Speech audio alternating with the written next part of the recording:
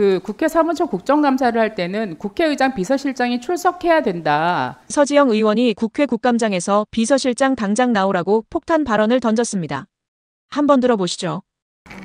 지난번에 아까 박규택 의원님께서도 말씀을 하셨지만 그 의장님께서 에이펙 기간에 민주당 지역위원장님들과 오찬을 하시고 그 경비를 제가 업무 추진비나 특활비로 결제했느냐라는 질의에 대해서 뭐 일반 운영비 이런 걸로 썼다고 답변을 들었습니다. 맞습니까?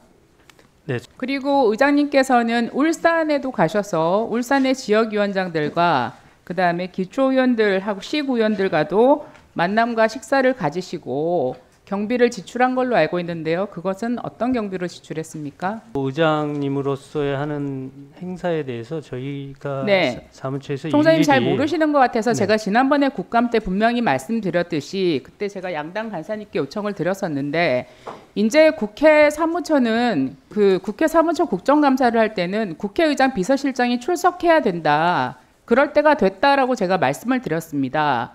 대통령실 비서실장도 출석하는데 국회의장실 비서실장이 왜 출석을 안 하는지 저는 이제는 그런 관행은 없어져야 된다고 생각을 합니다. 특히 국회 사무처의 예산이 7,800억 정도 되지 않습니까? 그리고 차관급이 6명에서 7명으로 확대될 예정이죠. 이렇게 사무총장께서 아무것도 모르고 계시기 때문에 국회의장에 관련된 사항에 대해서는 국회의장 비서실장이 앞으로 출석하여 국감도 받고 그다음에 질의도 받아야 된다고 생각합니다. 저는 국회의장께서 에이펙을 이유로 활동을 하시면서 이게 도대체 국회의장의 활동인지 민주당 중진위원회 활동인지 굉장히 애매한 활동들을 하고 계신 것 같습니다. 그게 이제 적절하지 않아 보입니다. 여러분들은 어떻게 생각하시나요? 이어서 논란이 되었던 이재명 정부 공직자 핸드폰 조사 관련 질문을 이어가는데요.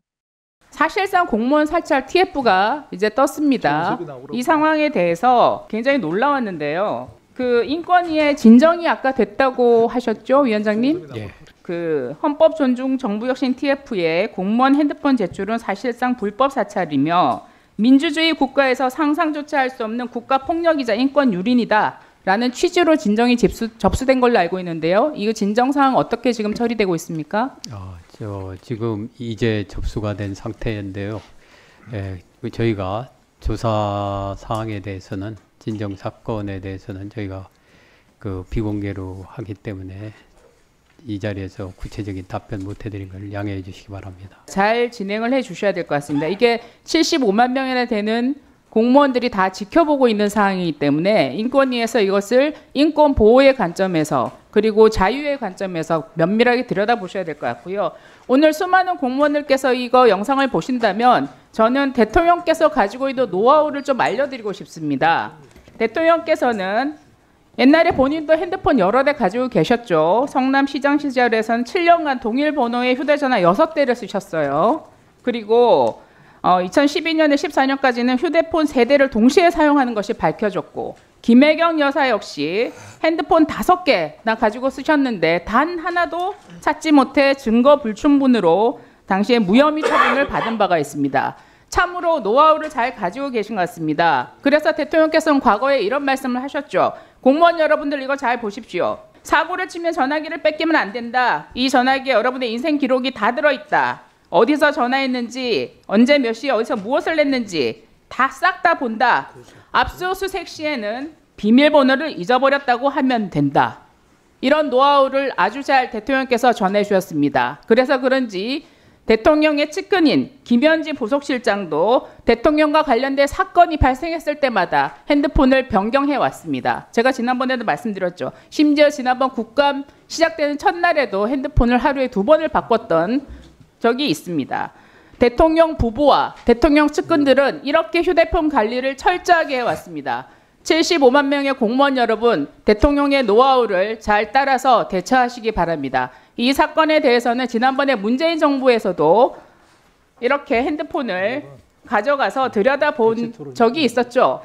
그때 인권위가 어떠한 역할을 했는지를 다시 반추하면서 이번 진정사항에 대해서 인권위에서는 면밀하게 검토해 주시고 서지영 의원의 메시지는 단순했습니다. 국회도 공무원들도 정치인들도 기준은 모두 똑같아야 한다는 것이라고 주장했습니다. 비서실장도 감시받고 휴대폰 제출 기준도 공정해야 한다. 오늘 휴대폰 여러 대 쓰면 증거 불충분으로 무혐의도 가능하다는 일침을 날린 겁니다. 대통령실 비서실장은 나오는데 왜 국회의장실 비서실장은 출석을 안 하냐고 강하게 문제를 제기했습니다. 특히 국회의장의 오찬 식사 예산 지출을 보여주며 이게 국회의장 공식 활동인지 민주당 중진의 정치 활동인지 애매하다고 비판했습니다.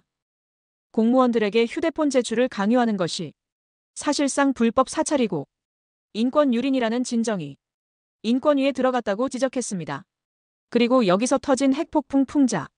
서지영 의원은 그럴 거면 이재명 전 시장의 노하우를 배우라고 말했습니다. 이날 국감의 클라이맥스는 따로 있었습니다. 바로 공무원 휴대폰 제출 논란을 두고 터진 서지영 의원의 풍자였습니다.